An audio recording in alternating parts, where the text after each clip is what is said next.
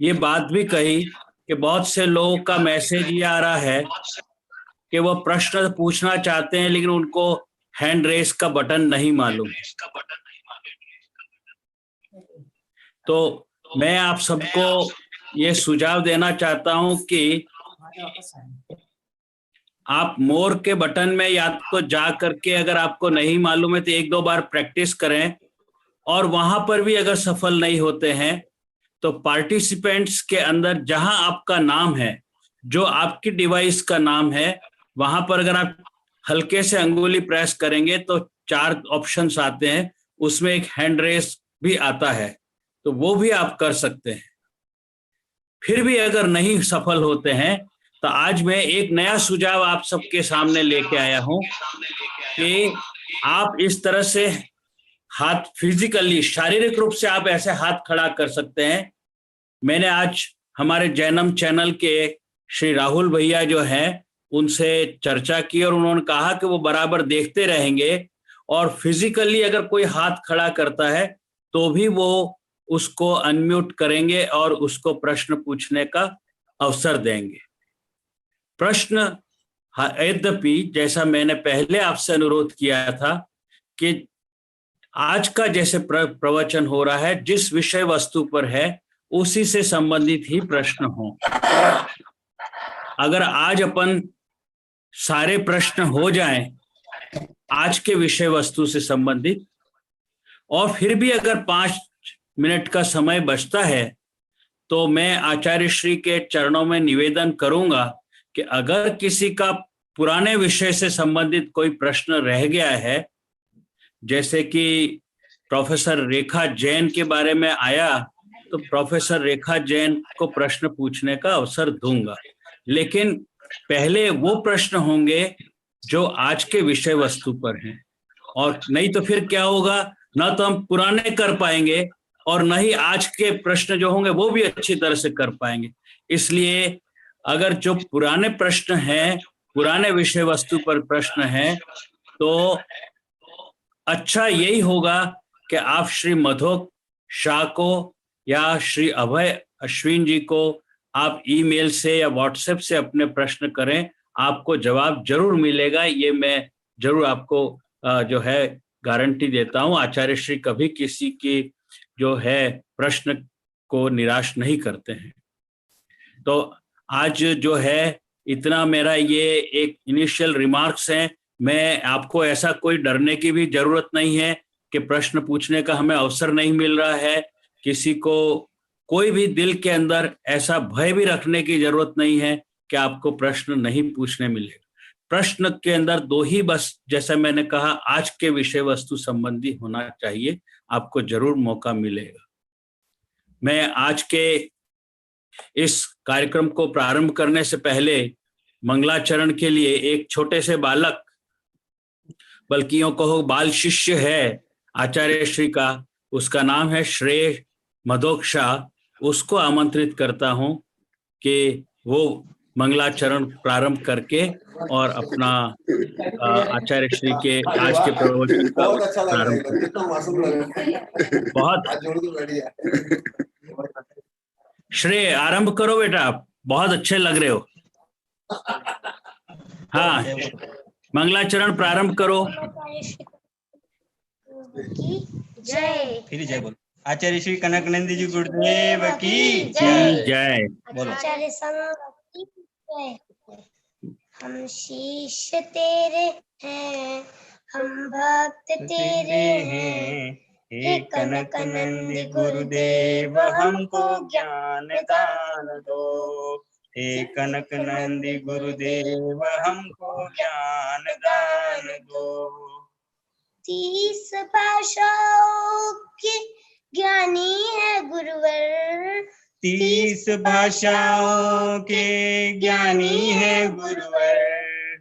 9000 काव्यों को रचा है गुरुवर, 9000 काव्यों को रचाए हैं गुरुवर।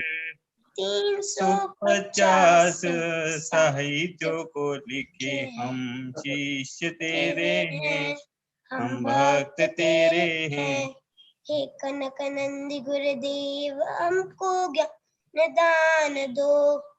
300 से अधिक संतों को पढ़ाया तूने। 300 से अधिक संतों को पढ़ाया तूने। आपके साहित्य का प्रभाव है बड़ा।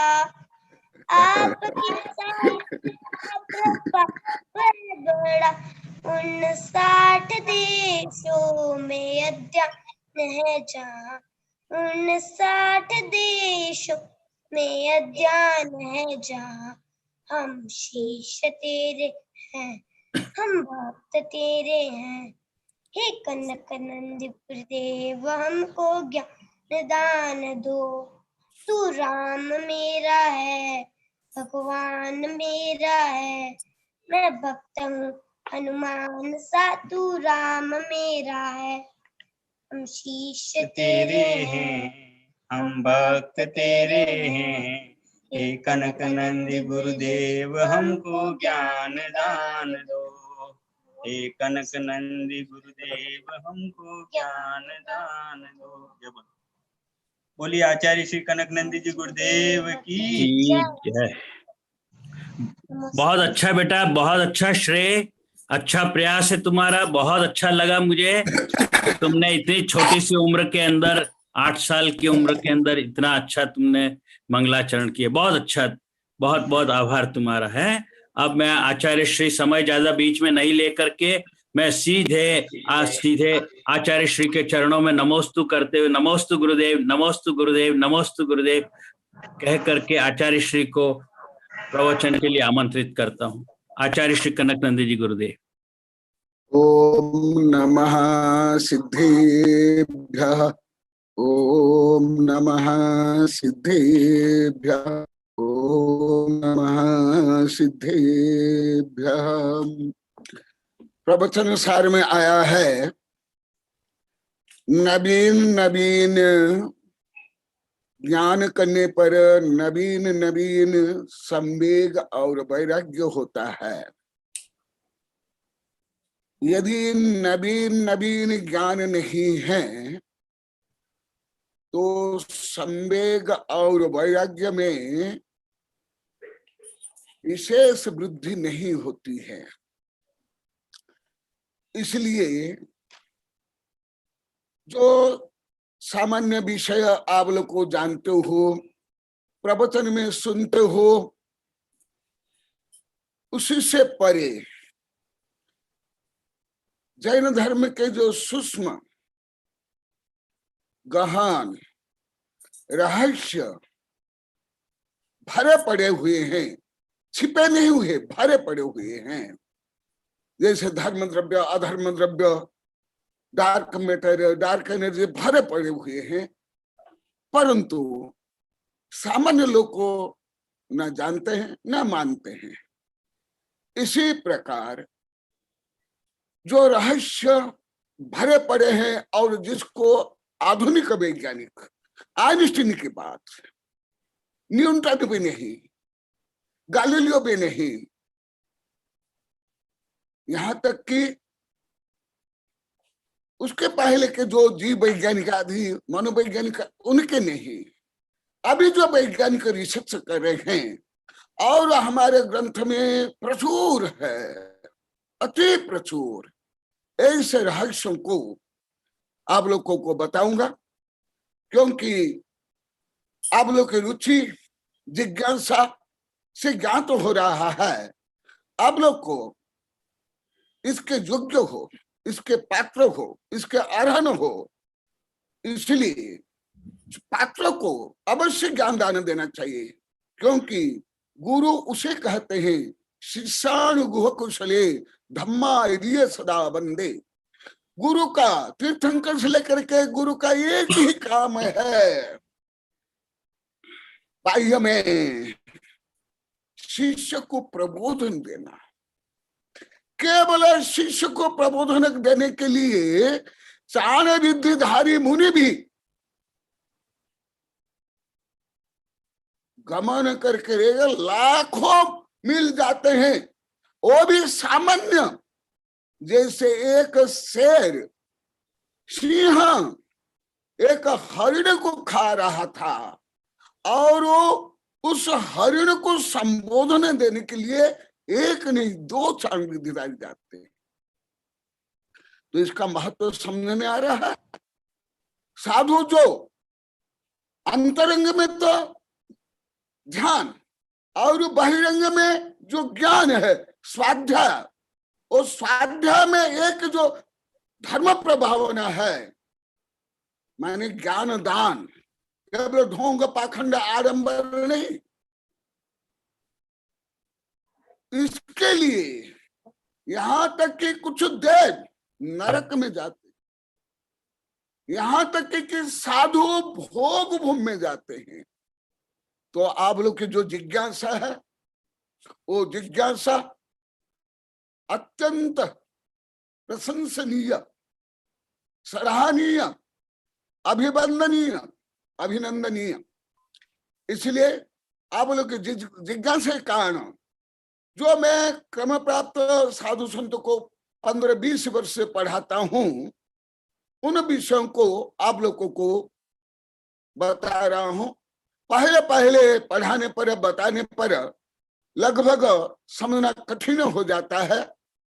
तो ऐसे जो सूक्ष्म विषय है और वर्तमान जो विज्ञान रिसर्च कर रहा है, करे क्या नहीं, ये भी बार बार बोल देता हूं, वो विषय बताऊंगा। तो क्रम प्राप्त विषय जो काल द्रव्य है, और काल द्रव्य के लिए अभी सबसे ज्यादा वैज्ञानिक रिसर्च कर रहे हैं, माने स्पेस एंड टाइम। वो विषय मैं आप लोग को बताऊंगा। कुछ सामान्य विषय बता दिया था, अभी कुछ विशेष विषय बता रहा हूं।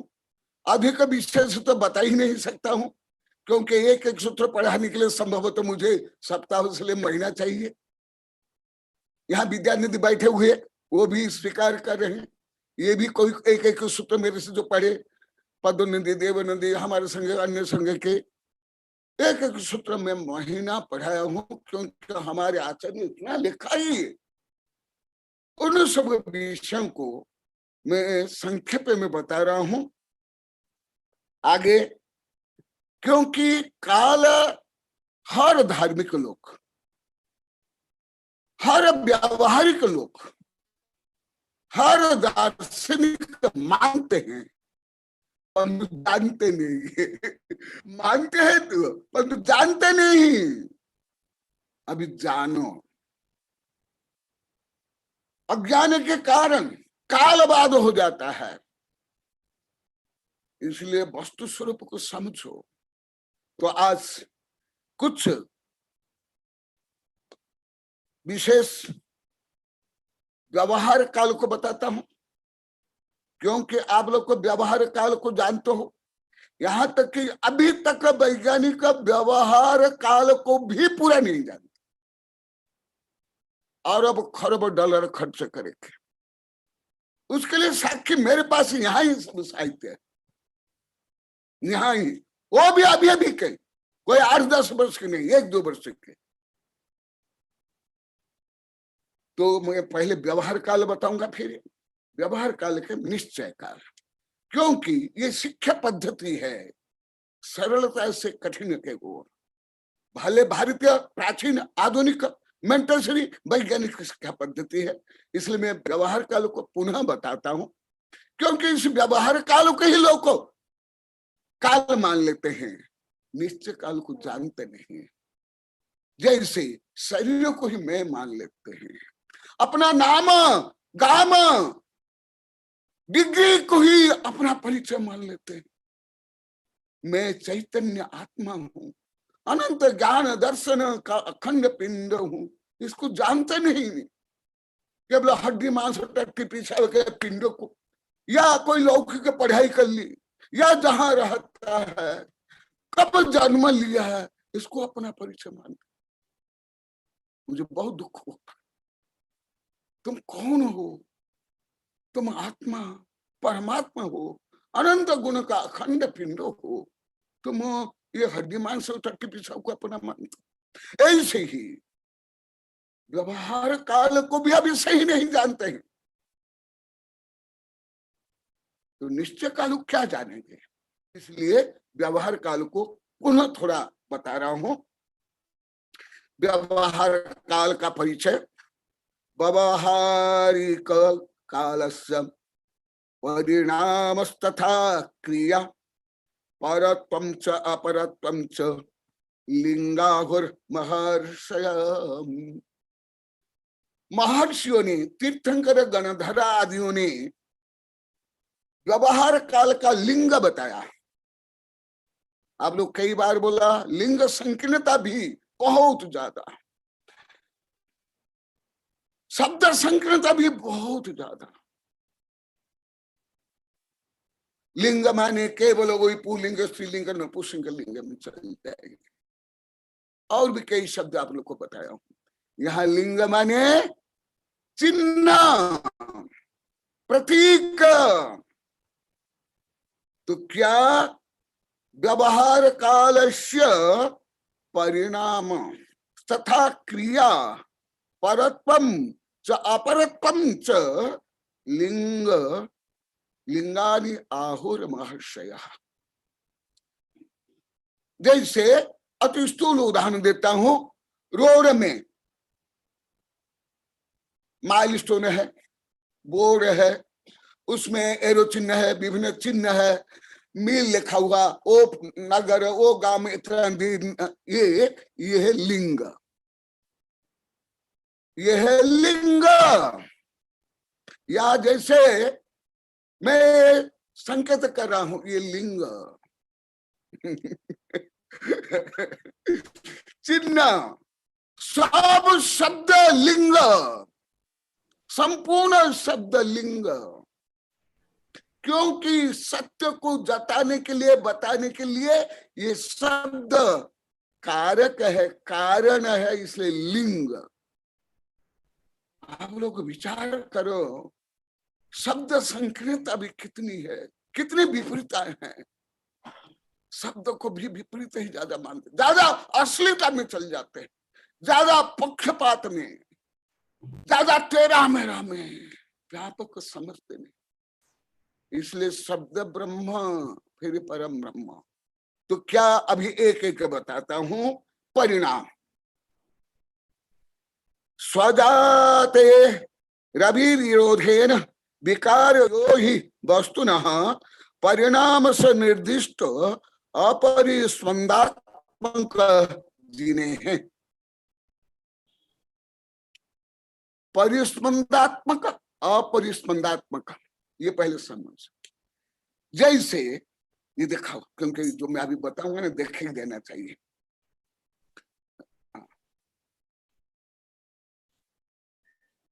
हाँ, परिस्पंदात्मक अपरिस्पंदात्मक। जो अगुलक गुण के कारण समस्त द्रव्यों में अणु से लेकर के ब्रह्मांड और निगोदिया से लेकर सिद्ध भगवान में जो परिणमन होता है, वो परिस्पंदात्मक नहीं। परंतु यहां जो क्रियात्मक परिस्पंद है, वो व्यवहार काल का लिंग है। जैसे स्वजाते है अविरोधेन विकारो यो वस्तुनः परिणाम से निर्दिष्ट अपरिस्पंदात्मक जिन्हें क्रिया भी पढ़ लेते एक साथ। प्रायोग विशेषाभ्याम या निमित्ताभ्याम प्रजायते है द्रव्य परिज्ञेया परिस्पंदात्मक क्रिया परत्व और अपरत्व। परत्व विकृत विकृष्ट तमैतर सन्निकृष्टतया तेज कालकृते ग्राह्य काल प्रकट आदि। ये व्यवहार काल को कैसे समझे। एक परिणाम, एक क्रिया और परत्व और अपरत्व, इसके माध्यम से कैसे? जैसे आधुनिक विज्ञान ज्यादा करे पहले कल्पना, हाइपोथेसिस और गणितीय फार्मूला से सिद्ध करते हैं, सोचते हैं, विचारते हैं, फिर ये प्रैक्टिकल, ये थ्योरिटिकल, फिर प्रैक्टिकल करते हैं हर विज्ञान लगभग। इसी प्रकार आप लोगों को यहाँ व्यवहार से निश्चय में ले जाऊंगा। पहले व्यवहार समझ, कैसे व्यवहार? परिणाम, परिणाम हर द्रव्य में स्वतः होता है, शुद्ध अशुद्ध, कोई भी द्रव्य हो, सिद्ध भगवान में भी और आकाश में भी, सब में जो परिणाम है क्या है? जो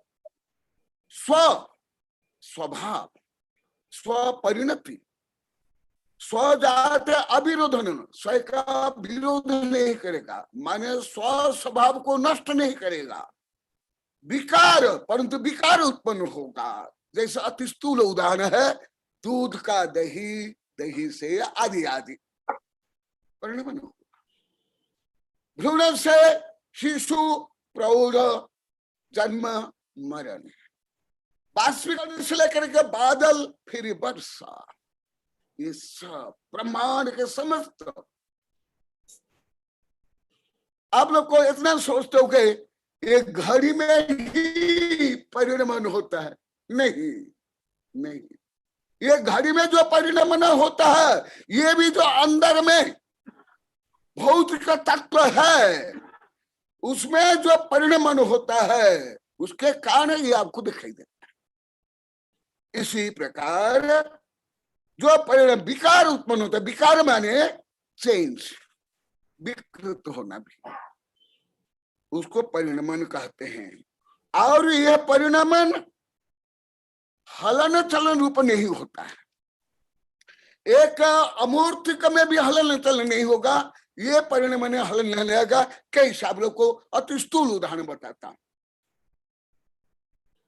जैसे हवा चलती है और कपड़ा, पत्तियां आदि हिलती है, ये आगे आएगा क्रियात्मक। पर यहां भी परिणमन है, इसमें भी काल निमित्त है, परंतु कुछ ऐसे स्थूल परिणमन होता है जिसमें हलन चलन नहीं होता है। जैसे आप कपड़ा खरीद के ले आए और घर में रख लिए, पेटी में, लाई, अलमारी में, 50-100 वर्ष उसको आपने यूज नहीं किया, 50-100 वर्ष के बाद वो कपड़ा निकाल करके पहनो, जो नया कपड़ा आपका लगभग 1-2 वर्ष चलता, वो 40-50 वर्ष पर निकाल के पहनो, कुछ दिन में पड़ जाएगा, क्योंकि वो कपड़ा में परिणमन हो रहा है, परंतु हलन चलन नहीं। दूध से दही जो बना, हलन चले, भले वो दही को मानते, वहां हलन चलन। तो बिना हलन चलन से होता है हर द्रव्य में। अणु से लेकर के महास्कंद, महास्कंद ये आगम का उच्चतम शब्द है, वो आप लोग को बता देता हूं हल्का सा परिभाषा। ये महास्कंद हमारे धबला जयधबला आदि महान ग्रंथ में मिलता है, सामान्य ग्रंथ में नहीं मिलता है। इसलिए मेरा अधिकांश शब्द आप सामान्य ग्रंथ में ढूंढ नहीं पाओगे, मिलेगा भी नहीं। आप लोग यहां तक बोल देता हूं, शब्द भी नहीं मिलेंगे, अधिकांश विषय भी नहीं मिलेंगे। स्कंद माने संपूर्ण 343 घनराज्यों को महास्कंद कहा जाता है। महास्कंद जैसा अभी विज्ञान में, अभी तो पूरा सिद्ध नहीं हुआ, परंतु इस ओर बढ़ रहे हैं, समस्त गैलेक्सियां, समस्त ब्लैक होल, ये सब मिला करके महास्कंद। और क्रिया, क्रिया प्रयोग विशेषाभ्याम या निमित्ताभ्याम प्रजायते द्रव्यस्य सा परिज्ञेया परिस्पंदात्मक क्रिया। परिस्पंद और अपरिस्पंद। पहला आया अपरिस्पंद, जैसे मैं बोल रहा हूं, मेरे पेट से लेकर के ओठ तक का परिस्पंद होता है, उससे कंपन होता है, उससे जो तरंग निकलती है आप लोग के पास इलेक्ट्रोमैग्नेटिक वेव से कन्वर्ट होकर के आप लोग के पास पहुंचती है। इसी प्रकार जो हलन चलन रूप है, माने स्थानांतरित, जैसे ये मेरी उंगलियां, मेरी ये स्थान अंतरित होता है, यथावत स्थान में नहीं, यथावत स्थान में हो करके जो परिणाम, जो चेंज होता है वो परिणमन और स्थानांतरित तो होता है। एक स्वेश अन्य स्वेश, एटम से लेकर के महास्कंद और सिद्ध भगवान भी, ये है क्रिया। और परत्व अपरत्व, परत्वम विप्रकृष्टत्वम इतरथ सन्निकृष्टता तेच काल कृते ग्राह्य काल प्रकरणादीह।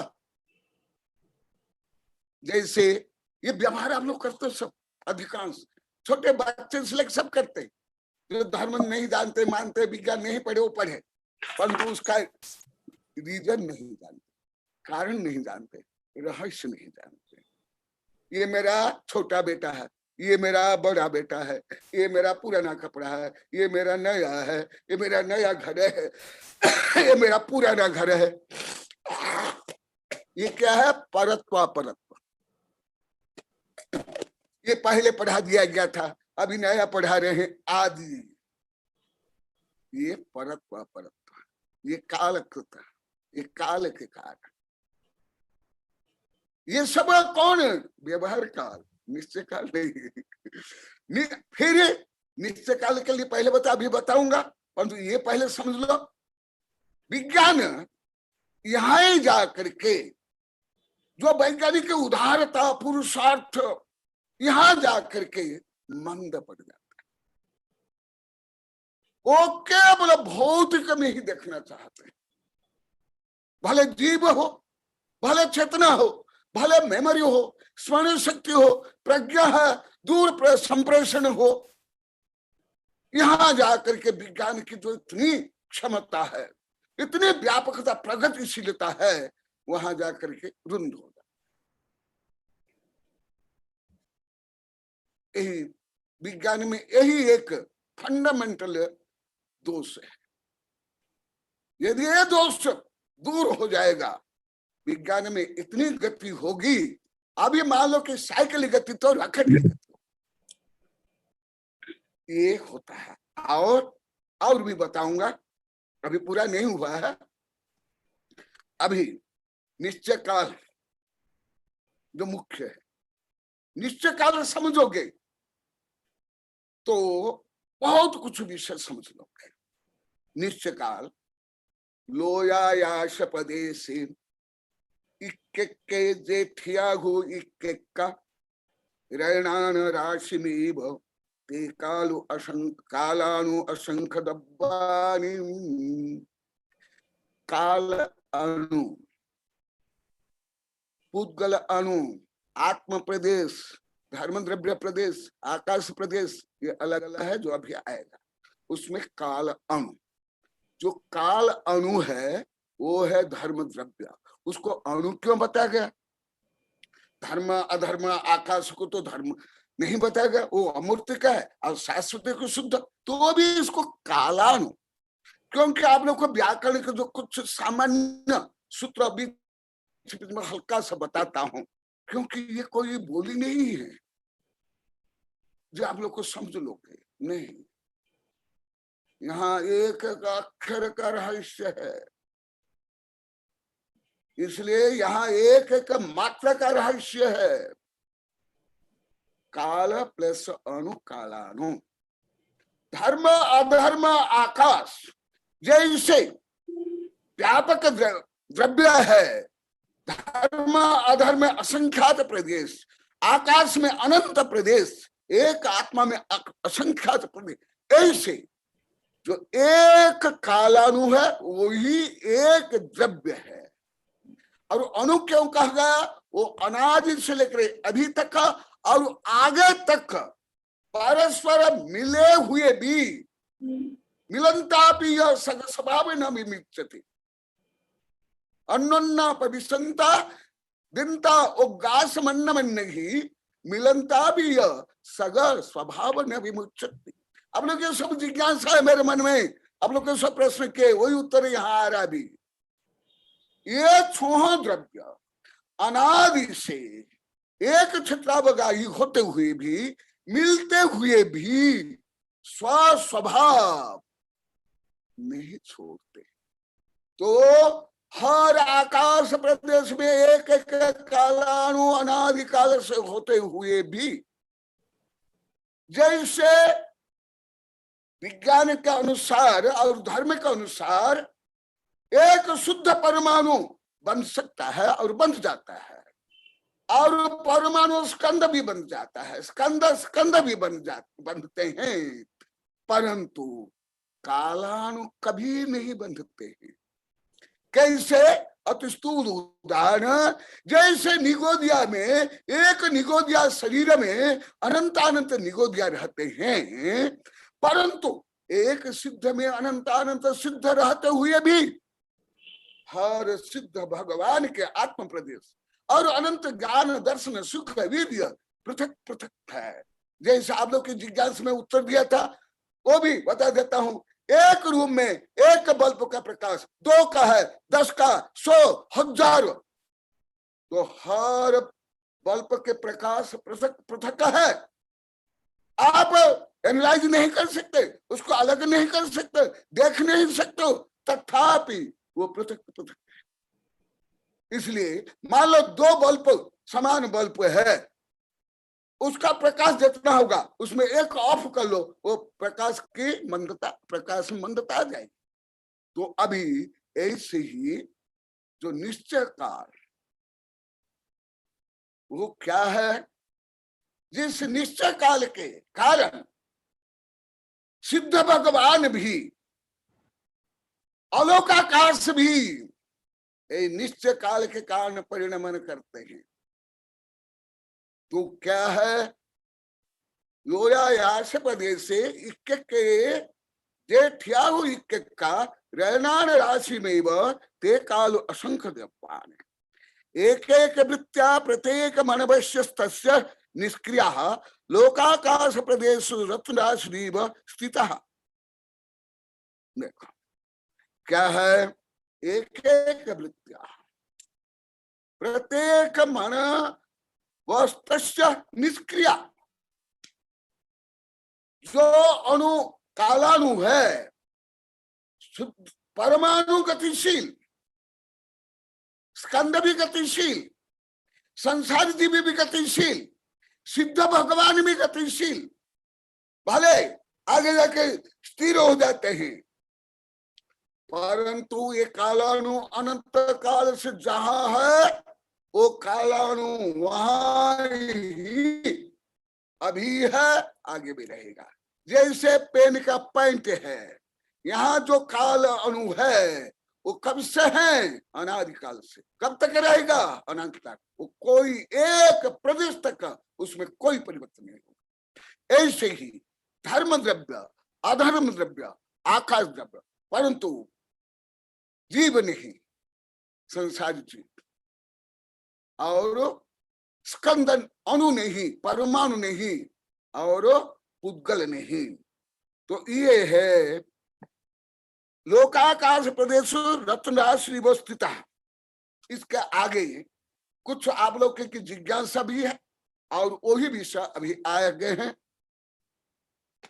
इसलिए अभी जैसे राजमल जी सूचना दे रहे थे कि जो विषय जब आएगा उसको मैं डिटेल बोलूंगा। आपका अनादर के कारण मैं विषय नहीं छोड़ूंगा, मैं किसी का भी अनादर नहीं करता हूं, निगोदिया से लेकर पापी दुष्ट दुर्जन कोई भी हो, तो वो मेरे अवचेतन मन में रहेगा अवश्य, और मैं अवश्य उत्तर दूंगा संदर्भ के अनुसार। यहाँ प्रश्न हुआ जो आप लोग ने किया भी, कालानु लोकाकाश में है और लोकाकाश 343 घन राजू, परंतु अलोकाकाश तो अनंत अनंत। फॉर एग्जाम्पल आप लोगों को एक स्थूल उदाहरण देता हूं, कोई भी एक उदाहरण मान लो कि फॉर एग्जाम्पल ये मान लो कि लोकाकाश है ना, फॉर एग्जाम्पल, और इधर इधर ये सब अलोकाकाश। तो बिना काल द्रव्य निश्चय काल सिद्ध भगवान में भी किसी भी द्रव्य में परिणमन नहीं होता है। फिर लोकाकाश में बहुत सीमित स्थान में कालानु है, परंतु अनंत प्रदेश जो अलोकाकाश है उसमें कैसे परिणमन होता है? आज उसका उत्तर देखो। इसका उत्तर ये है, लोक या अलोक ये अखंड एक द्रव्य है, अखंड एक द्रव्य, और वो अखंड एक द्रव्य के मध्य में बहु मध्य भाग इसको बोला जाता है। बहु मध्य भाग में, प्राकृत में संस्कृत बहु मध्य भाग में माने आप लोग को बोलते हो बीचों बीच, इन द सेंटर कालानु है। तो वो कालानु होने के कारण, जैसे एक उदाहरण है, एक लोहा का छड़ है, उस लोहा के छड़ के कोई एक भाग को गर्म करो तो क्या होता है, धीरे धीरे धीरे पूरा लोहा का छड़ गर्म होता है। या यहाँ ही देखो, ये पेन यहां से लेकर यहां तक, परंतु मैं यहां पकड़ करके ये पेन को हिलाता डुलाता, क्योंकि यहाँ अखंड है। मान लो यह खंड हो गया, मैं यहां हिलाया, ये कहाँ हिल रहा है? नहीं। तो इसी प्रकार लोकाकाश में कालानु होने के कारण और आकाश अखंड होने के कारण एक काल से पूरा अलोकाकाश भी प्रभावित होता है और उसमें परिणमन होता है। ये उसका रहस्य। और एक अति स्थूल उदाहरण देता हूं, आपका भोजन स्टोमक में पचता है, ऐसे मान लो कि जिह्वा से लेकर के गुदा भाग तक वहां तो पचता है, रस रुधिर वहां बनता है, पाचन तंत्र में बनता है। रुधिर माने खून कहाँ बनता है? पाचन तंत्र में बनता है। परंतु पाचन तंत्र में ही खून रहता है क्या? ना, पूरा सेल्स, हर लिविंग सेल्स में खून जाता है तंत्र के माध्यम से। ऐसे ही यहां से पूरा लोक अलोक परिणमन होता है। तो ये एक सामान्य कथन। दूसरा कथन बाय प्रोजेक्ट रूप में बताता हूं, इससे आप लोग ज्ञान तो होता होगा कि हर द्रव्य में कितनी शक्ति है, कितना प्रभाव उत्पादक स्वयं के लिए निमित्त और उपादान रूप में वो शक्ति है। वो अभी आपका उत्तर आगे आएगा कि एक आकाश प्रदेश में इतना क्यों होता है, वो भी इसका आगे आएगा। और यहाँ कुछ गणित के फंडामेंटल गणित आप लोग को बता रहा हूं, जिस गणित से अलौकिक गणित प्रारंभ होता है। जैसे लौकिक गणित में भी इकाई होता है, 1 2 3 4 आदि, ऐसे हर विभाग में इकाई है। यहाँ जैन धर्म में इकाई समय, प्रदेश, इसके बारे में बता रहा हूं। समय हमारे प्राचीन ग्रंथ में समय से लेकर के उत्सर्पणी अवसर्पणी है। अभी जो मिनट से लेकर घंटा घड़ी है ये आधुनिक विज्ञान का है। आधुनिक विज्ञान जो सेकंड से लेकर घंटा घड़ी है तो बहुत स्थूल है। अभी सेकंड का भी करोड़ों विभाग हो गया। तो एक समय क्या, ये समय मापक जो पहले बताया था वो आज ग्रंथ में आया। एक शुद्ध परमाणु एक आकाश प्रदेश को छोड़कर निकटवर्ती आकाश प्रदेश के लिए जो मंद गति में गमन करता है उस अवधि को एक समय कहते हैं। इसी प्रकार इसको ही अन्य रूप में हमारे आचार्य ने कहा, एक शुद्ध परमाणु को छोड़ करके अन्य शुद्ध परमाणु तक मंद गति से गमन करता है उसको एक बोलते हैं। इस संदर्भ में आप लोगों को ये काल यूनिट, फिर टाइम यूनिट हुआ, फिर क्षेत्र यूनिट बोल देता हूं। एक शुद्ध परमाणु, क्योंकि आगे आने वाला है, एक शुद्ध परमाणु जिसने आकाश प्रदेश को घेरता है उसको एक प्रदेश कहते हैं।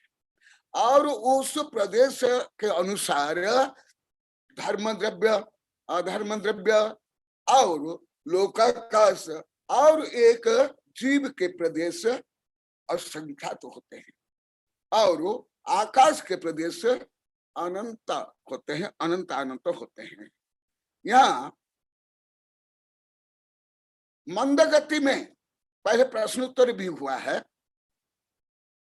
मंद गति में तो एक प्रदेश से एक प्रदेश, और एक प्रदेश से एक प्रदेश से कितना दूर है ये पास हम कल्पना तक नहीं कर सकते। कुछ विज्ञान के कुछ सिद्धांत से कुछ कल्पना होती है ज्यादा, जैसे big bang theory, black hole, उससे कुछ कल्पना होती है, परंतु वो भी पूरा नहीं। तो यहाँ प्रश्न हुआ, खुद आचार्य श्री यहाँ प्रश्न उत्तर रूप में बता रहे हैं। तो शुद्ध परमाणु एक समय में 14 राजु गमन करता है, और यहाँ बताएगा एक परमाणु से दूसरा परमाणु।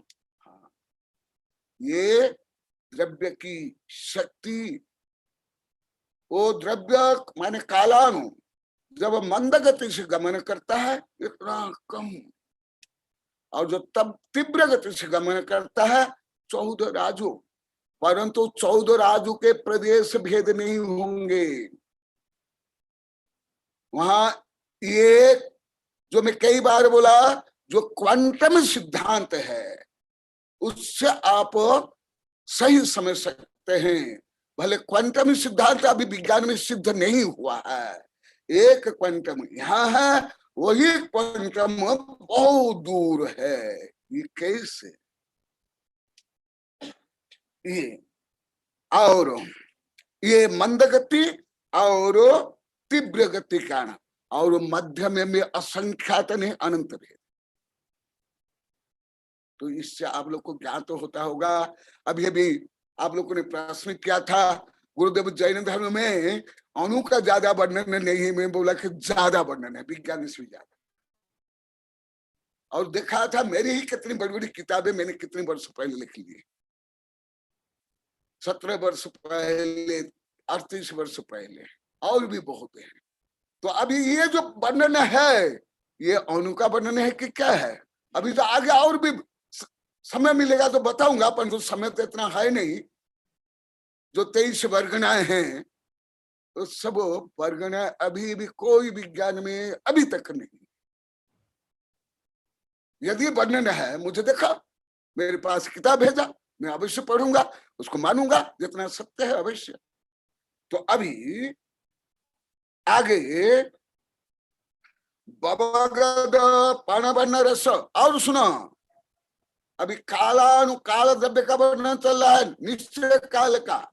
अभी व्यवहार नहीं, व्यवहार काल गया, अभी निश्चय काल, बबगद पणवन रस, सामान्य काल माने मृत्यु मान लेते, काल आ गया, यम नहीं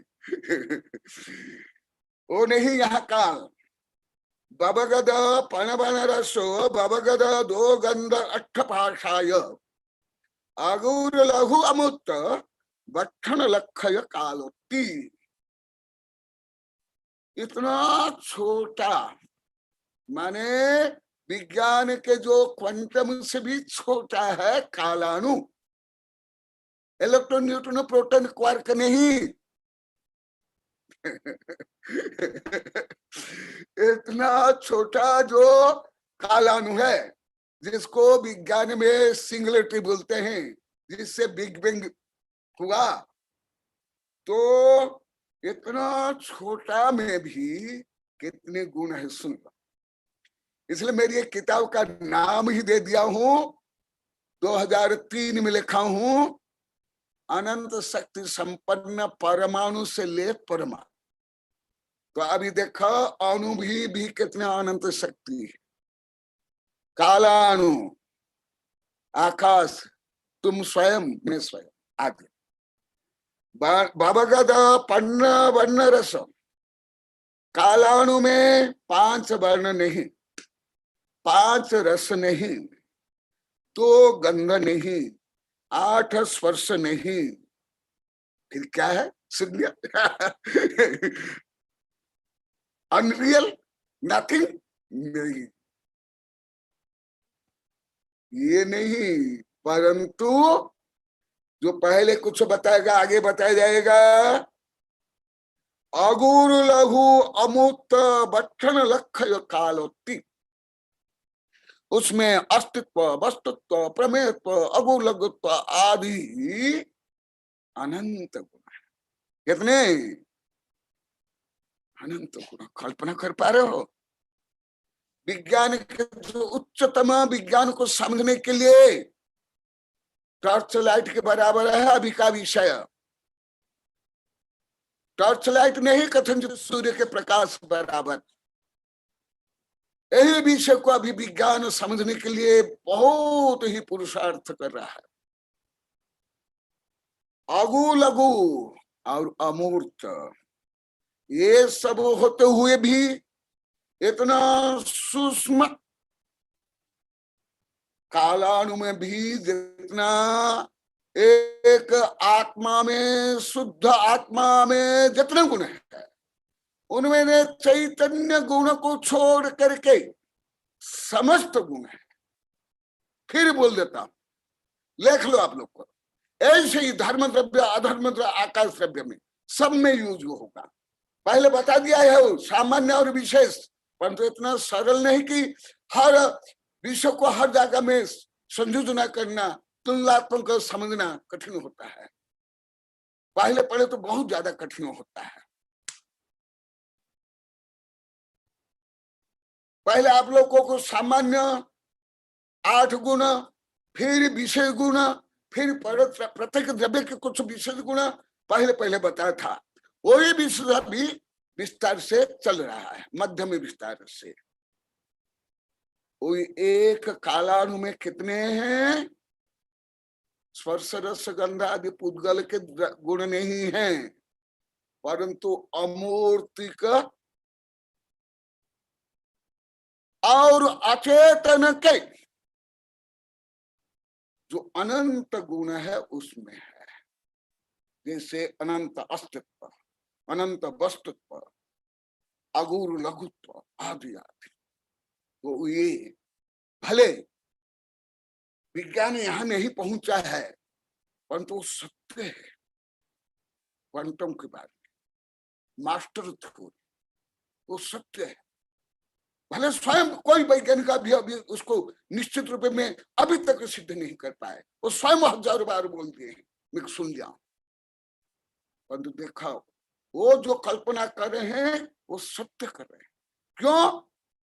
इसका आध्यात्मिक रहस्य भी आप लोगों को पहले भी बताऊंगा, क्योंकि बिना ज्ञान होता नहीं है। कहा ना कहा वो सत्य होगा, तब जा करके जो प्रज्ञा है उसको समझेगा, कल्पना करेगा, सोचेगा। इसको बोलते हैं ज्ञान ज्ञेय संबंध। अब वास्तविक को भगवान भी अनंत ज्ञान से नहीं जान सकते हैं। जो अनरियल है, द्रव्य नहीं है, जो असत्य है। और उसमें मुख्य गुण जो आप लोग को अनेक बार बताया, आज गाथा में ही आ गया, अगुर लघु। ये अगुर लघु गुण अति विशिष्ट गुण है, जो 6 द्रव्य में है। हाँ, ये अगुल गुण सबसे कठिन। अभी समय हो गया, अगुल लघु के बारे में पुनः बताता हूं। अगुल लघु सामान्य रूप में इसकी सामान्य परिभाषा है अ प्लस गुरु प्लस लघु। और नेगेटिव नए समास, इसको व्याकरण में नए समास माने नहीं, न अ माने नहीं, गुरु माने भारी और लघु माने हल्का। ये सामान्य। परंतु यहाँ वो नहीं। यहाँ पर वह अगु लघु अनंत शक्ति संपन्न गुण है, जिस गुण के कारण द्रव्य के अनंत गुण बिखर करके अलग हो करके एक गुण अन्य गुण रूप में नहीं, अन्य गुण अन्य गुण रूप में नहीं होता है, एक द्रव्य अन्य द्रव्य रूप में नहीं होता है, एक सिद्ध में अनंत सिद्ध अनादिकाल रहने पर भी एक सिद्ध भगवान का एक प्रदेश एक गुण अन्य सिद्ध की नहीं होता है। निगोदिया में एक शरीर में अनंतानंत जीव हो तो भी एक निगोद का चेतन गुण अन्य रूप में नहीं होता है। ये किसके कारण? ये अगुल गुण है, इसको विज्ञान नहीं जान पा रहा है। इसलिए डार्विन से लेकर के आधुनिक वैज्ञानिक जो भी खोजते हैं वो अणु में चल जाते हैं, परमाणु में चल जाते हैं, रसायन प्रक्रिया में चल जाता है, हाँ इसमें ही चल जाते हैं। ये सबसे मुख्य है। अभी समय हो गया, ये प्रकरण प्राप्त और भी बताऊंगा। ये जो अगुल गुण का बहुत बड़ा गणित है, बहुत बड़ा गणित है, जो कि अनंत में गणित है। सामान्य संख्या लेने भी लेने नहीं, अनंत से प्रारंभ होता है। तो वो अगुल गुण में केवल कालाणु में नहीं, हर द्रव्य में है, आप में है, मुझ में है। परंतु अगुल गुण भी हमारा प्रकट नहीं हुआ, सिद्ध भगवान में प्रकट होता है। यहां तक कि अत्यंत भगवान भी प्रकट नहीं होता है, क्योंकि उसमें अघात कर्म अभी है। तो ऐसे आज कालाणु का, काल द्रव्य का व्यवहार स्वरूप और निश्चय स्वरूप संक्षिप्त रूप में वर्णन हुआ। जय महावीर भगवान की जय। तो दिन शासनम। देखा आगे मैं और भी कुछ आगे बताने वाला था, एक ही गाथा लेंगे।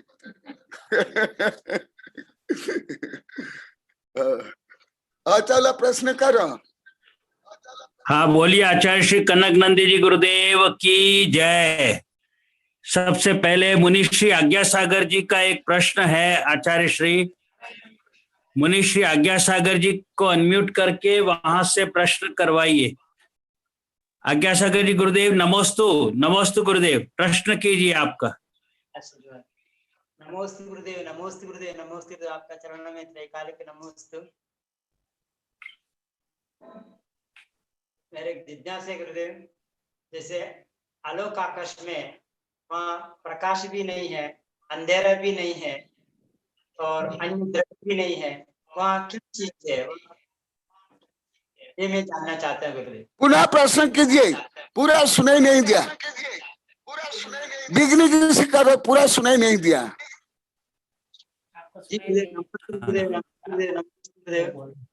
मेरा जिज्ञासा है गुरुदेव, आलोक आकाश में ना प्रकाश है, ना अंधेरा है, अन्य कोई द्रव्य है तो वहाँ क्या चीज है, आलोकाक्ष में क्या भरा है, हाँ। ये मैं जानना चाहता हूँ।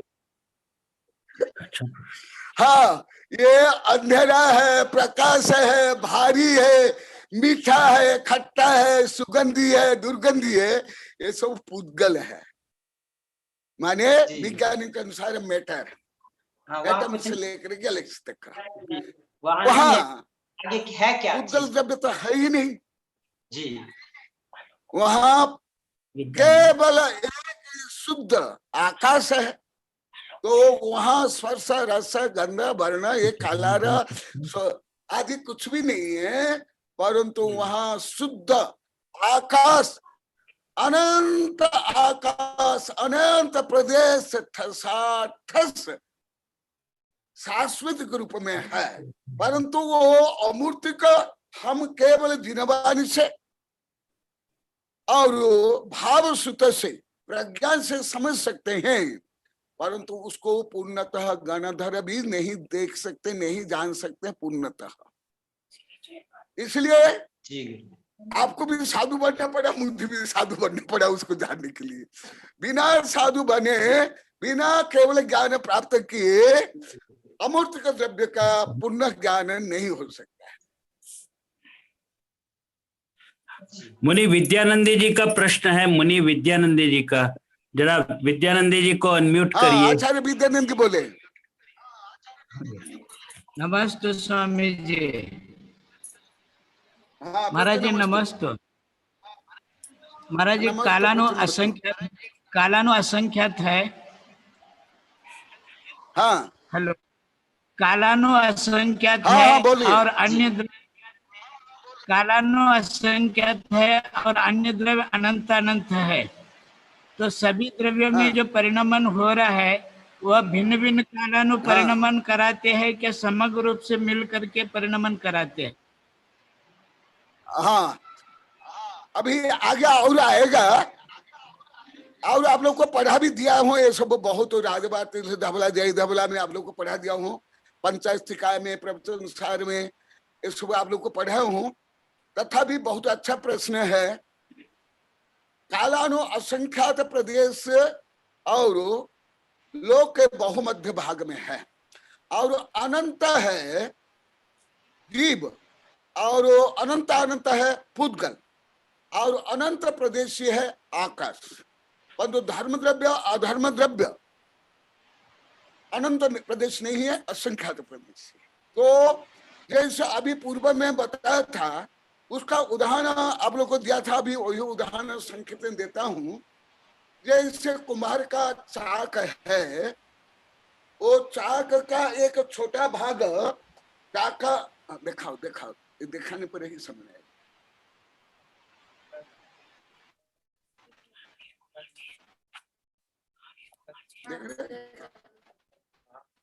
हाँ दिखाई दे रहा है, सुनाई दे रहा है विद्यानंद जी? नहीं सुने, नहीं सुनाई दे रहा। सुनाई हाँ विद्यानंद जी सुनाई दे रहा है, दिखाई दे रहा है? ये विद्यानंद जी का प्रश्न है। विद्यानंद जी, हाँ नहीं, एक सेकंड पहले उनका विद्यानंद हाँ, जी सुन का रहा हूँ पूरा कर स्वामी लेने जी। दीजिए। आप हाथ बाद में बुलाता हूं मैं आपको सर, बाद में बुलाता विद्यानंद जी आपका हाथ नीचे हाँ, किया तो भी देखो। चलेगा। हाँ विद्यानंद जी, जैसे चक्र है, कुम्हार का चक्र, वो चक्र का इतना भाग नीचे लगा हुआ है और ऊपर का कोई भाग नहीं लगा हुआ, और जो मिट्टी है वो भी नहीं, परंतु उस किल्ली के सहारे से पूरा चक्र घूमता है। इसी प्रकार असंख्यात प्रदेशी कालानु के कारण अनंत अनंत जीव और पुद्गल और आकाश और असंख्यात प्रदेशी धर्म अधर्म द्रव्य परिणमन करते हैं। और इसका उत्तर और आगे आएगा। जी। आचार्य श्री, 2 नंबर की डिवाइस है राहुल बेटा, 2 नंबर की डिवाइस पे हाथ ऐसे फिजिकली शारीरिक रूप से खड़ा कर रहे हैं। जी विद्याधर जी है, उनको हाँ मैं उनका कर रहा प्रश्न हूँ। ले लीजिए, उनको उनका बोला ले लो। मैंने, हाँ हाथ सर, नीचे आप कर प्रश्न दो। पूछिए। विद्याधर जी, हेलो, अब मेरा आवाज सुनने को आता है जी क्या? सुन रहे हैं हम। आप हाथ नीचे किया तो भी चलेगा अभी। नमस्ते महाराज जी। हाँ, आशीर्वाद। हाँ, मेरा प्रश्न ये है कि अंतरिक्ष यात्री यानी एस्ट्रोनॉट्स, अब सुनने को आता है? हाँ, सुन रहे हैं, आपकी आवाज आ रही है। हाँ, कुछ कम सुनाई देता है। अंतरिक्ष यात्री यानी एस्ट्रोनॉट्स, हाँ अपने हाँ खुद के आंखों से गोल पृथ्वी को देखते हैं, गोल पृथ्वी। जी इसके बारे हाँ, में आपको क्या कहना है? हाँ, वो प्रकरण भी नहीं है। नहीं, वो अंतरिक्ष यात्री अपने खुद के आंखों से गोल पृथ्वी को देखते हैं, तो आपको इसके बारे में क्या कहने का है? अभी वो प्रकरण नहीं है। हाँ, आगे नया। ये आज इसका विषय वस्तु नहीं है। अगली बार जरूर आपके प्रश्न का जब ये आएगा टॉपिक, तब आपके प्रश्न का जवाब मिलेगा सर। हैं, थैंक यू वेरी मच। हाँ आचार्य श्री, अगला प्रश्न जो है वो आलोक गोयल जी, दुबई से प्रश्न है। आलोक गोयल जी को जरा स्पॉटलाइट में लाएंगे बेटा राहुल। हाँ यस, आलोक जी प्रश्न पूछेंगे। आवाज नहीं आ रही आलोक जी आपकी। गुरुदेव नमोस्तु नमोस्तु नमोस्तु। आशीर्वाद। बहुत अहोभाग्य है मेरा कि आपके द्वारा मुझे जिनागम के बारे में बहुत कुछ समझने को मिल रहा है वैज्ञानिक दृष्टिकोण से। मेरा सिर्फ एक प्रश्न है जो आकाश और काल दोनों को मिला के संबंधित है कि जब कोई पुद्गल स्कंध तैयार होता है, जैसे ये रिमोट है, तो जिस समय ये जिसका अस्तित्व है, इसके अस्तित्व के साथ क्या यहाँ पर आकाश द्रव्य भी है इसके साथ, या आकाश द्रव्य को हटा के ये पुद्गल द्रव्य यहाँ स्थापित होता है?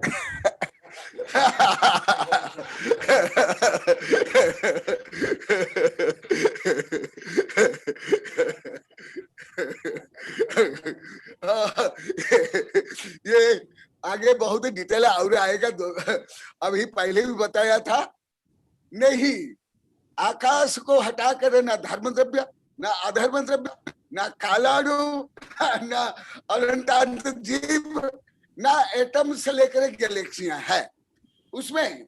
जैसे पूर्व में आपके उत्तर में भी संक्षेप बताया था, एक रूम में एक दीपक का प्रकाश तो भरा हुआ प्रकाश 2, 3, 4 वो प्रकाश उसमें भर जाता है। ये स्थूल उदाहरण है। जैसे अगरबत्ती जला वो खुशबू भी वो भर जाता है। इससे भी अनंत गुणित शक्ति अगु लघु और आकाश में ओकीपाए अवगाहन और शक्ति के कारण, अभी आगे आएगा इसलिए अभी नहीं बता रहा हूं, पहले भी आपको बताया था। वो क्योंकि धर्म अधर्म आकाश और कालानु अमूर्तिक, इसलिए उसमें अवगाहन में कोई साधक बाधक नहीं है। केवल बच गया है केवल संसारी जीव और पुद्गल। परंतु वो पुद्गल में भी इतनी क्षमता है, एक अणु में, एक अणु के प्रदेश में अनंत अनंत अणु समावेश हो सकते हैं। इसी प्रकार एक निगोदिया में अनंत अनंत कर्म परमाणु है, जो अभी तक सूक्ष्म जो निगोदिया है इलेक्ट्रॉन माइक्रोस्कोप से भी नहीं दिखाई देता। तो वो विषय अभी धीरे धीरे आएगा, अभी संक्षेप में बताया। उसका पीछे तात्पर्य मेरा पूछने का ये था, मैं एक मिनट प्रोफेसर साहब, एक क्योंकि थोड़ा सा उसमें एक बात है कि जिस समय, क्योंकि ये बात काल द्रव्य से संबंधित है, इसलिए मैंने उसको पूछा है कि ये अपने आप, चूंकि यहाँ कालाणु स्थापित है, इस कारण ये अपने आप इसमें स्वयं से परिवर्तन होता रहेगा और 10-20 साल 25 साल बाद ये रिमोट अपना अस्तित्व खो देगा या कुछ दूसरा पदार्थ बन जाएगा, वो कालाणु के कारण होगा। तो यह जब यहाँ से एक स्थान से जब ये दूसरे स्थान जाता है, तो इसमें वही कालाणु वही आकाश द्रव्य होता है, या वो जब नई जगह लेता है तो वो नया कालाणु और नया आकाश द्रव्य आता है? नहीं, क्योंकि स्थान परिवर्तन हो रहा है। आकाश प्रदेश में एक एक कालाणु, इसलिए जहां भी जीव पुद्गल गमन करेंगे वहां हर जगह में आकाश भी ऑलरेडी अनादिकाल से है, अभी भी है, आगे भी रहेंगे। जैसे रेल की पटरी, मान लो कि एक रेल लाइन 1000 किलोमीटर है, तो कोई एक स्टेशन में है और 50 मील के बाद एक स्टेशन आएगा, तो ये पटरी वहां नहीं जाएगी, वहां की पटरी वहां ही है। इसी प्रकार कोई भी परिणमन जो होता है, जो शुद्ध रूप में होता है और स्थूल रूप में होता है, जो अभी आप लोग को बताया, शुद्ध में हो या स्थूल में हो, माने निश्चय में हो या व्यवहार में हो, वहां पर अनादिकाल से वही आकाश वही कालान रहेगा, उसमें परिवर्तन नहीं होगा। क्योंकि ऑलरेडी जैसे यहाँ प्रकाश है, मैं पढ़ रहा हूं, और वहां भी प्रकाश है, वहां पढ़ेगा, तो इसलिए यहाँ का प्रकाश मैं माले की किताब लेके जाकर वहां पढ़ूंगा, तो यहाँ का प्रकाश वहां नहीं जाएगा, ऑलरेडी वहां ही है, यहाँ भी है, ऐसे। इसलिए कालानु भी वहां ही रहेगा और आकाश द्रव्य भी वहां ही रहेगा, क्योंकि आकाश तो अनंत अनंत है और कालानु भी पूरी पृथ्वी लोकाकाश में व्याप्त है, इसलिए उसकी आवश्यकता नहीं पड़ती। आचार्य श्री, औरंगाबाद से एक प्रश्न शिरीष जी जैन पाटनी साहब हैं। शिरीष जी जैन पाटनी, हाँ, औरंगाबाद से, अनम्यूट करें उनको। हाँ, नमोस्तु गुरुदेव। हाँ, आशीर्वाद। हाँ, मेरी आवाज आ रही? हाँ गुरुदेव, आ रही आपकी आवाज आ रही है जी। हाँ, मेरा ये प्रश्न था, फिजिक्स में ऐसा बताया है, matter is neither created nor destroyed but it changes state from one state to another state. तो ये लॉ क्या आत्मा या जो लिविंग बीइंग है इसके साथ भी अप्लाई होएगा गुरुदेव? ये जानने की इच्छा है। हाँ, कथनचित होता है, पूरा नहीं होता है, क्योंकि जो परिणमन होता है, उत्पाद व द्रव्य होता है, निश्चय से व्यवहार में होता है, तो उन द्रव्य में होता है, परंतु पुद्गल का धर्म द्रव्य का आकाश द्रव्य में नहीं होता है। पुद्गल का तो होता ही है, जैन धर्म में इससे भी आगे है। हाँ, एकदम सही है कि यहाँ तक कि एनर्जी भी एनर्जी में कन्वर्ट हो जाता है, E = mc² के अनुसार। Mass convert to energy and energy convert also mass and energy converted to each other also, but living substance cannot convert to non-living, and non-living substance cannot convert to living, and also as like formula substance as like sky, dharma dravya, adharma, and time cannot convert to another substance. तो ये कुछ अंश में सत्य है, विज्ञान का सत्य है। जी महाराज जी, आपने बहुत सही बताया कि लिविंग बीइंग है वो कभी भी नॉन लिविंग में कन्वर्ट नहीं होगा, क्योंकि उन्होंने फिजिक्स से संबंधित प्रश्न पूछा, इसलिए मैं थोड़ी सी बात कहना चाहता हूँ कि दो जीव और अजीव की बात है। आपने जो फिजिक्स में हमारा जो फॉर्मूला होता है वो केवल अजीव पे अप्लाई करें, जीव है वो जीव के लिए फॉर्मूला होगा, लेकिन जीव अजीव में कन्वर्ट हो जाए या अजीव है वो जीव में बदल जाए, ऐसा नहीं होगा। एक महावीर कुमार जी जैन है, महावीर जी उनका प्रश्न है, और एक साध्वी माता जी हैं, उनका भी एक प्रश्न है। तो पहले महावीर जी का प्रश्न बहुत देर से है, महावीर जी प्रश्न पूछेंगे, आपको अनम्यूट करिए, आवाज नहीं आ रही है। नमस्ते गुरुदेव जी, आ गई आपकी आवाज। हाँ, प्रश्न पूछिए सर। मेरा प्रश्न यह है गुरुदेव कि कालाणु जिस तरह से रत्न राशि के रूप में एक आकाश प्रदेश पर, हर आकाश प्रदेश पर रहते हैं, इसलिए ही वह काय उसमें नहीं आते, अस्थि काय में नहीं आते। अस्थि काय में सही है, वो एक दूसरे से, क्योंकि वो कालानु एक दूसरे से नहीं मिलते हैं, इसलिए अस्थि काय में नहीं आएंगे, अन्य 5 द्रव्य अस्थि काय में आएंगे। सही है। साध्वी माता जी का प्रश्न है, जरा राहुल बेटा उनको लाओ, स्पॉटलाइट में अनम्यूट करो। जी, किसका प्रश्न है? हारिका माता जी, आस्ताश्री माता जी ना? हाँ हाँ हाँ, उनका प्रश्न है शायद, वो दिखाई दी थी मुझे एक बार। अच्छा, आस्ताश्री माता जी।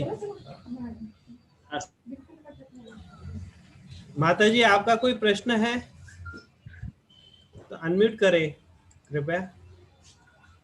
क्यों डायरेक्ट बताना इसको मैं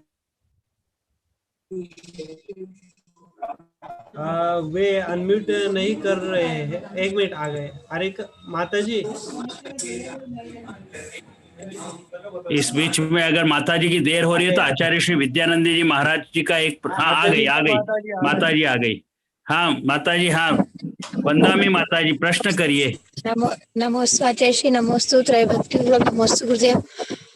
गुरुदेव, जो कालाणु द्रव्य के विषय में अभी आपने बताया था, तो जो विद्यानंद आचार्य से आचार्य ने पूछा था, वही मैं पूछ रही थी कि द्रव्य मतलब पुद्गल द्रव्य सभी द्रव्य में परिवर्तन कराने की शक्ति तो काल द्रव्य में ही होती है, और जीव अनंत है, तो वह एक द्रव्य होकर के भी सभी को परिवर्तन कैसे करवा सकता है? और उस समय जो आप उत्तर दे रहे थे, तो इसमें आवाज नहीं आ रही थी, आपका नेट चला गया था इसमें। नहीं, लास्ट बात और फिर बोला। वो मेरा भी यही प्रश्न था आचार्य कि जीव द्रव्य और पुद्गल द्रव्य सभी अनंत है, जीव अनंत है, और काल द्रव्य होता है, तो फिर वो सभी द्रव्यों को एक साथ में परिवर्तन कैसे करवाता है? परिमाण उसमें अनंत शक्ति है। जैसे अति स्थूल उदाहरण है, आप खुला मैदान में दोनों आंख खोल के देखो, खरब अरब पेड़ पशु पक्षी पत्तियां, ये सब आप दो आंख से इतने देख लेती हो। एक आंख से भी अरब खरब पत्तियां पेड़ पौधे सब देख लेती हो। एक सूर्य भी इतना प्रकाश देता है। तो इसी प्रकार वो द्रव्य में मुख्य रूप में, जो मैं 1000 बार बोल दिया, लाखों बार, हर द्रव्य में अनंत शक्तियां हैं, अनंत शक्ति। वो अनंत शक्ति के कारण और हर द्रव्य में परिणमन आदि स्वयोग्यता होने के कारण ये स्वाभाविक रूप में ये होता ही है। जैसे एक उदाहरण, और तुम मेरे से इतना दूर अभी बैठी हुई हो, यदि ये मीडिया नहीं होता तो मेरी आवाज तुम्हारे पास नहीं पहुंचती। तो जो मैं बोल रहा हूँ या तुम बोलती हो, वो सामान्य शब्द है, इसलिए वो शब्द तरंगे धीरे धीरे मंद पड़ जाती है। परंतु वही शब्द जब इलेक्ट्रोमैग्नेटिक वेव्स में कन्वर्ट हो जाती है, जैसे मैं बोल रहा तो यहाँ तुम्हारा, तो वो शक्ति अधिक हो जाती है, पर सेकंड 3 लाख किलोमीटर। इससे भी अनंत शक्ति हर द्रव्य में, इसलिए वो अनंत शक्ति के कारण ये सब होता है। हाँ, आचार्य श्री विद्यानंदी जी महाराज जी का एक प्रश्न और है, जरा ले लेते हैं। हाँ, आचार्य श्री पूछिए, अनम्यूट करिए, आवाज नहीं आ रही है।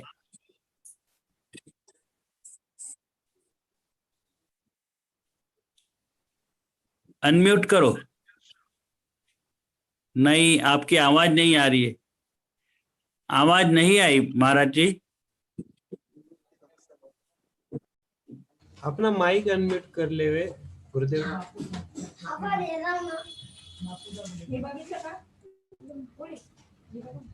सामने जो ऑप्शन आ रहा होगा आपको अनम्यूट का, उसे दबाइए।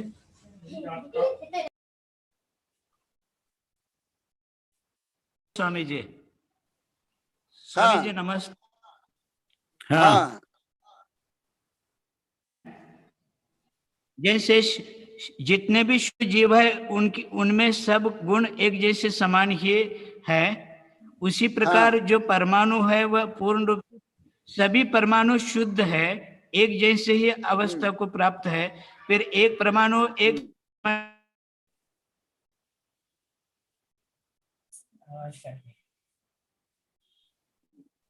महाराज जी आवाज नहीं आ रही है आपकी। महाराज जी के यहाँ के साथ नेटवर्क प्रॉब्लम है थोड़ा सा। महाराज जी वीडियो बंद करके रखिए, आपका आवाज ठीक से आ जाएगा। वीडियो बंद कर दीजिए, कोई बात नहीं, और सिर्फ ऑडियो ऑन रखिए। देखो सूक्ष्म विषय में ज्यादा दिक्कत, स्थूल विषय में तो नहीं होती है। अच्छा राहुल बेटा। जी जी। हाँ, प्रोफेसर रेखा जैन हैं वहां पर, जरा उनको अनम्यूट करोगे? प्रोफेसर रेखा जैन। एक मिनट, आचार्य से बात कर रहे हैं विद्यानंद जी। महाराज जी बोलिए। इनकी आवाज नहीं आ रही, तब तक मैं सोच रहा था उनका प्रश्न ले लेते अपन। ठीक है। हेलो राजमल जी, मेरी आवाज आती है? हाँ, अभी आ गई आपकी आवाज। हाँ, आ गई। हाँ, पूछिए, आप प्रश्न पूछिए। मेरा प्रश्न यह है, सभी शुद्धों में एक जैसे गुण समान है, इसी प्रकार सभी परमाणु में भी सभी शुद्ध गुण समान है, फिर एक कम क्षेत्रों में गमन करते ऐसा भेद क्यों पड़ता है? उसमें क्या कमी रहती है? हाँ, भले आवाज क्लियर नहीं है, परंतु मुझे अनुभव में कुछ आ गया। वो पहले भी बताया, अभी भी बताया, आगे आएगा ही। उसमें जैसे आप लोग कोई विषय भी बहुत गहन से पढ़ा हूं, धबला जय धबला पंचाध्याय आदि में, पंच आदि कई ग्रंथ में, उसमें क्या होता है, जैसे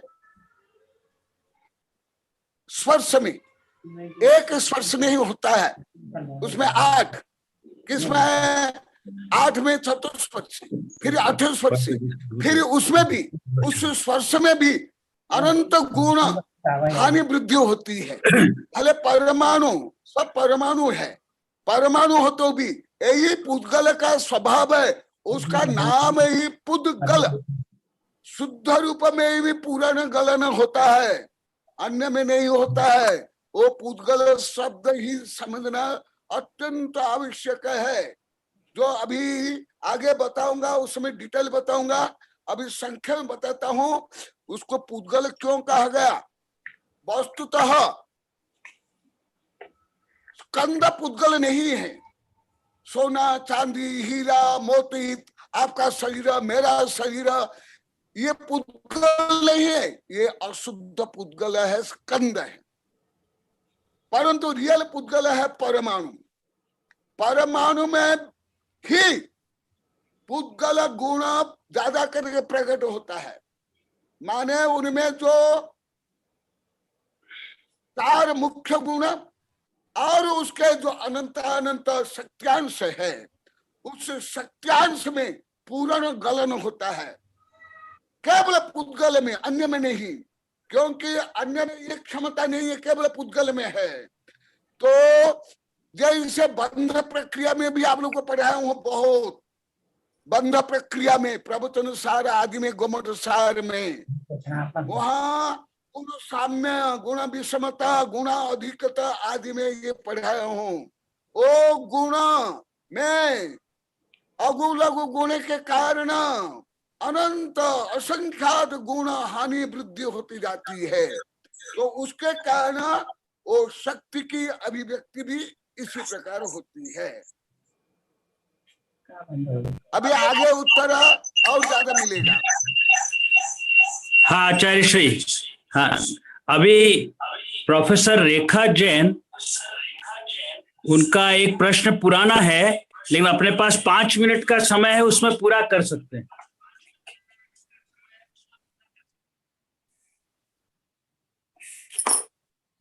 प्रोफेसर रेखा जैन अगर हो तो वे अपना हैंड, अगर वो हैं तो, या फिर वीडियो ऑन नहीं तो फिर मेरा एक प्रश्न, क्योंकि रोज दूसरों के प्रश्न पूछता हूँ, मेरे अपने प्रश्न रह ही जाते। प्रोफेसर रेखा जैन आप पूछ लो। अच्छा आचार्य श्री, पिछली बार मैंने प्रश्न पूछा था और लेकिन दूसरों के प्रश्न ज्यादा थे। आप पिछली बार आकाश पे चर्चा कर रहे थे और आकाश पे आपने पढ़ाया था हमको, और मैंने ये पूछा था कि पृथ्वी से सूर्य की दूरी तो कम बताई गई है, चंद्रमा की ज्यादा बताई गई है, इसी तरह से नक्षत्र की भी दूरियां भी कम बताई गई हैं। तो ये जो विरोधाभास है साइंस के और जैनिज्म के बीच में, या यूं कहें कि वास्तव में हकीकत क्या है कि जो चंद्रमा नजदीक होते हुए भी उसको बहुत दूर बताया है, सूर्य बहुत बहुत दूर है 15 करोड़ किलोमीटर, लेकिन उसको 70 योजन ही बताया है। तो ऐसा क्यों है? दूसरा प्रश्न ये कि सुमेरु पर्वत जो कहा गया है, तो वो पृथ्वी पर किस स्थान को सुमेरु पर्वत कहते हैं अपन? जी आचार्य श्री। वो भी अभी मुख्य प्रकरण नहीं है, तो अच्छा ठीक है, जब आए बताऊंगा। परंतु इसमें मुख्य रूप में तो अलौकिक गणित में कोई समानता नहीं होने के कारण, या उसको हम लोग को सही समझ नहीं पाना कैसे संभव है।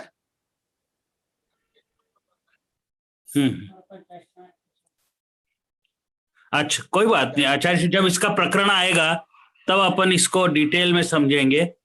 अभी शायद इसका प्रकरण पूछने का भी सही मौका नहीं दिख रहा है। मैं अब अंतिम में, क्योंकि मेरे पास तो समय हो चुका है, अगर फिर भी किसी का प्रश्न रह गया हो तो ये नहीं कहें कि प्रश्न रह गया है। प्रश्न नंबर 2 की डिवाइस जो है, 2 नंबर की डिवाइस जो है जी, शाह मधुक जी शाह, हाँ उनका हाँ बोलिए, उनको अनम्यूट कर दीजिए। मधुक जी पूछिए, क्या कहना चाहते हैं? मधुक अनम्यूट करो। हाँ गुरुदेव, नमस्तु। हेलो। हाँ सुनाई दे रहा है बेटा, प्रश्न पूछो। गुरुदेव, ये जब आप अध्ययन हो रहा है उसमें ये प्रदेश, ये लब्धि, इस तरह के जो शब्द अपने आचार्यों द्वारा लिए जा रहे हैं, क्या उसको सरल शब्द चयन नहीं किए जा सकते? जैसे प्रदेश में आजकल की पढ़ाई में प्रदेश तो ये राजस्थान, मध्य प्रदेश, गुजरात, इस तरह के प्रदेश हो जाते हैं। तो अपने जैसे ये स्वाध्याय में ऐसे सरल शब्दों को जोड़ा जाए तो हम जैसे नए लोगों को, हम चीजों को ज्यादा समझ पाए। नहीं, ये नहीं होगा, ये एकदम असफल है। नहीं, वैसे तो आचार्य श्री ने जो शब्द काम में लिए हैं वो जैन धर्म के हिसाब से भी, ये बाकी हिंदी के हिसाब से और संस्कृत के हिसाब से भी सही है। यहाँ प्रदेश का मतलब आप जो बड़ा समझ रहे हैं, लेकिन प्रदेश का अर्थ ये होता है कि ऑक्यूपाइंग ए प्लेस, एक स्थान को ग्रहण करना। ठीक है, तो वो छोटा भी हो सकता है, बड़ा भी हो सकता है। आपको मैं थोड़ा सा एक उदाहरण बताता हूँ, बहुत बड़ा उदाहरण आपके नॉलेज के लिए, बल्कि सारी ऑडियंस के लिए। जब अशोक चक्रवर्ती का राज था मगध, तो मगध का राज्य इतना बड़ा था कि आज हमने जो ऊपर वहां पर साउथ ईस्ट में, जिसको लाओस कहते हैं, कंबोडिया कहते हैं, थाईलैंड कहते हैं, वियतनाम, बर्मा, अपन जो म्यांमार कहते हैं, आज वो सब देश हैं। लेकिन उस जमाने में एक ही देश था जिसका नाम कंबोचिया यानी कंबोज, और कंबोज मगध के अंदर था, और कंबोज देशम करके जो था उसके अंदर ये सब थाईलैंड, लाओस, म्यांमार, ये सब प्रदेश में गिने जाते थे। और आज जो है वो प्रदेश सब देश में बदल गए, और नाम भी अंग्रेजों ने सबके बदल डाले। तो वो एक अलग अलग जो समय के साथ है। बाकी हमारे यहाँ जैनिज्म है, जैन धर्म के अंदर, जैनित्व के अंदर प्रदेश का मतलब, ये तो आकाश प्रदेश की बात कर रहे हैं। आकाश प्रदेश तो फिर भी बड़ा है, आत्म प्रदेश तो बहुत छोटा है उससे, by several orders of magnitude. कितने ही माइनस पीछे लगाए ऑर्डर में, आत्म प्रदेश बहुत छोटा होता है। तो प्रदेश तो यानी कहने का कि स्थान के बारे में बात थी, स्थान ग्रहण करना। और जो आप बोले हो ये भूगोल के अनुसार, जो मैं बोल रहा हूँ वो जो सूक्ष्म प्रदेश है उसके बारे में। जी नहीं, प्रदेश का अर्थ तो आचार्य श्री प्रदेश का अर्थ तो चाहे कहीं पर भी हो, यानी स्थान, ऑक्यूपाइंग ए प्लेस, चाहे छोटा हो, सूक्ष्म से सूक्ष्म। जो मैं अभी बताया, वो जो मधुकर का प्रश्न, वो दोनों में अंतर है। मैं तो अविभाज्य प्रदेश से बताया, वो तो यही मध्य प्रदेश, बिहार, यही से प्रदेश पूछ रहे। नहीं, उसके व्यथा मैं समझ रहा हूँ, उसकी व्यथा मैं समझ रहा हूँ। अभी अंत में एक प्रश्न अपन आलोक गोयल जी का नंबर है 1 डिवाइस, आलोक गोयल जी का एक बार फिर से कुछ पूछना चाहते हैं। समय 2 मिनट रह गए, 2 मिनट में जल्दी से शीघ्रता से आचार्य श्री आलोक जी प्रश्न पूछ लें जल्दी से, शीघ्रता से। We don't have more than 2 minutes. गुरुदेव नमोस्तु गुरुदेव। ये जो चर्चा चली, उसी चर्चा के कारण मेरे मन में प्रश्न आया, इसलिए मैंने तुरंत पूछना, उसका समाधान करवाना उचित समझा। क्या प्रत्येक जो 6 द्रव्य बताए हैं, हर द्रव्य के प्रदेश का आकार बड़ा छोटा होता है, या सभी द्रव्यों के प्रदेश का आकार एक समान होता है? अलग एक समान होता है। क्योंकि अभी जो राजमल जी ने बोला कि आत्मा के प्रदेश बहुत सूक्ष्म होते हैं और पुद्गल का प्रदेश जो है वो बड़े होते हैं, इसलिए ये सवाल मेरे मन में आया। मैंने ये कहा आकाश प्रदेश, आकाश space point is greater than, is always greater than आत्म प्रदेश। ओके, ऐसा है क्या? yes. एक आकाश प्रदेश में असंख्यात जो है वो आत्म प्रदेश आ जाते हैं। मुझे आचार्य श्री से यही बात और बताऊंगा, अभी और आएगा। यस जी, समय हो गया, ये अभी आएगा ही।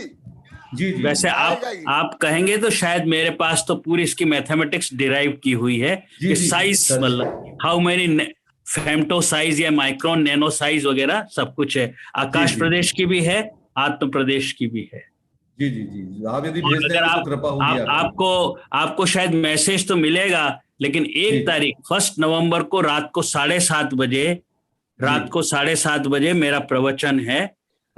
ये मुंबई के जो सोसाइटी, मतलब वो इंस्टीट्यूट है, वो ऑर्गेनाइज कर रहे हैं, तो शायद कहीं न कहीं उसका भी उल्लेख आएगा। ठीक है प्रोफेसर BL सेठी, अब टाइम नहीं बचा है, लास्ट में आ गए, पूछ लीजिए, जल्दी से पूछ लीजिए प्रोफेसर BL सेठी। नमस्ते महाराज जी। नमस्ते महाराज जी। ऐसी बात, आवाज आ रही आपकी आवाज आ रही है। मेरा छोटा सा प्रश्न है, आत्म प्रदेश और आकाश प्रदेश, इन दोनों का भेद किस प्रकार से किया जा सकता है? आकाश प्रदेश तो आकाश जो अमूर्त का द्रव्य है उसका प्रदेश, और आत्म प्रदेश जो आत्मा जो चैतन्य है, चैतन्य द्रव्य जिसके असंख्यात प्रदेश होते हैं, उनमें से एक प्रदेश। अभी ये विषय आगे आएगा ही, सब यही ग्रंथ में आने वाला है, उस समय डिटेल बताऊंगा, समय हो गया। Professor BL Sethi, I am extremely sorry, अभी नहीं हो पाएगा है। Thank you very much. और मैं अब आचार्य श्री के चरणों में नमोस्तु करते हुए उनका आभार प्रदर्शित करता हूँ। बहुत ही मनन चिंतनीय, अच्छी तरह से और बहुत ही ज्ञान गुण से भरा हुआ प्रवचन आपने दिया। हम बहुत बहुत आभारी हैं। मैं वहीं पर ही सभी श्रोताओं का बहुत बहुत आभारी हूं कि आप बहुत ही अनंत इंटरेस्ट लेकर के और आप इसको सुन रहे हैं। I am really very very much thankful to you. At the same time I am very thankful to the Jainam channel, Shri Paras ji का और श्री राहुल जी का, दोनों का बहुत बहुत आभारी हूँ, जिनकी वजह से सफलतापूर्वक ये कार्यक्रम संचालित हो रहा है। आप सबको बहुत बहुत आभार, धन्यवाद। हम सोमवार को फिर से 3:30 बजे मिलेंगे इसी चैनल पर। धन्यवाद, आभार।